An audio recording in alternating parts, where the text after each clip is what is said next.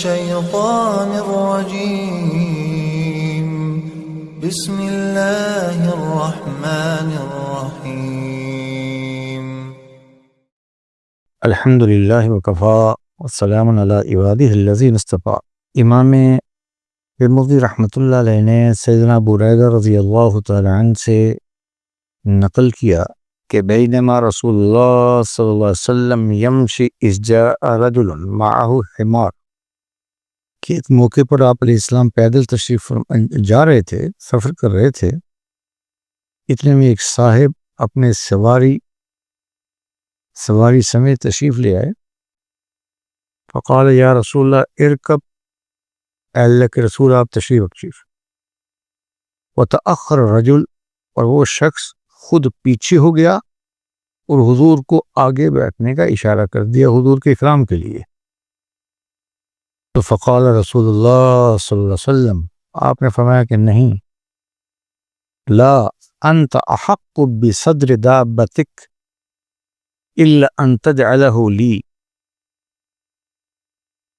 پیارے نبی جی، آپ نے ارشاد فرمایا کہ نہیں، میں آگے نہیں بیٹھوں گا، کیونکہ جانور کے آگے بیٹھنے کی تم ہی زیادہ مستحق ہو،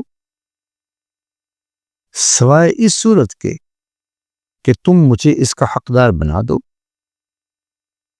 قال جعلتہ لک فرقبا، اس نے آپ علیہ السلام کو اس کا حقدار بنا دیا تو آپ اس کے آگے بیٹھ گئے۔ اس حدیث سے یہ بات معلوم ہوئی کہ سفر میں بھی انسانوں کے حقوق کا دھیان رکھا جائے۔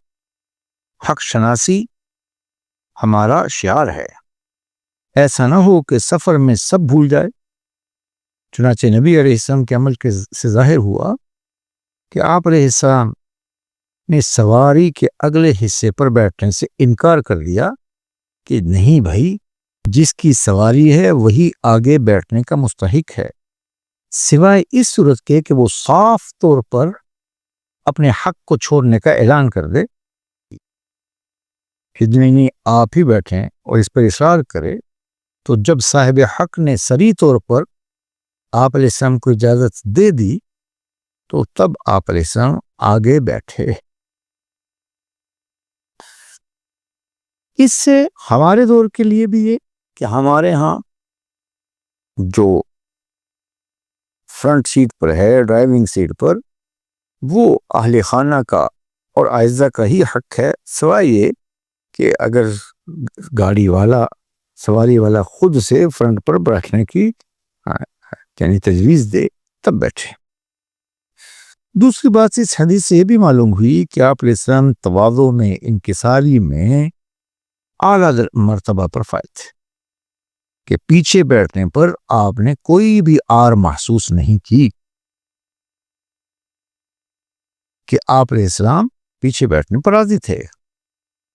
ہمارے ہاں بسا اوقات اس کو بے عزتی سمجھی جاتی ہے کہ اگر میں آگے بیٹھنا چاہوں تو مجھے آگے بیٹھنا چاہیے، اگر کوئی پیچھے بیٹھنے کو عزت سمجھتا ہے تو وہ پیچھے ہی بیٹھنا چاہتا ہے، کوئی دائیں سیٹ پر بیٹھنے کو اچھا سمجھتا ہے وہ اسی پر بیٹھنا چاہتا ہے، کوئی بائیں پر، کوئی شیشے والی پر۔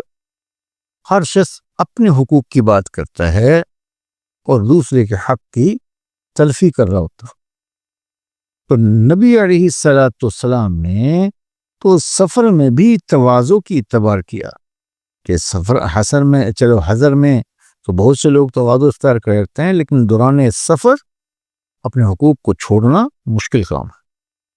اللہ تعالیٰ نے بھی مختصر رفاقت والے کے ساتھ اچھا معاملہ کرنے کی خاص طور پر ترغیب دی ہے، وصاحب بالجنب، کہ اپنے پہلو کے ساتھی کے ساتھ حسن سلوک کرو، کہ وہ شخص جو کہیں بھی آپ کے ساتھ سفر میں ہو، دوران سفر اس کی مختصر رفاقت ہوگی، اس میں بھی اس کا حق ہے کہ آپ کے کسی قول سے، عمل سے کوئی جسمانی یا ذہنی اذیت اسے نہ پہنچے۔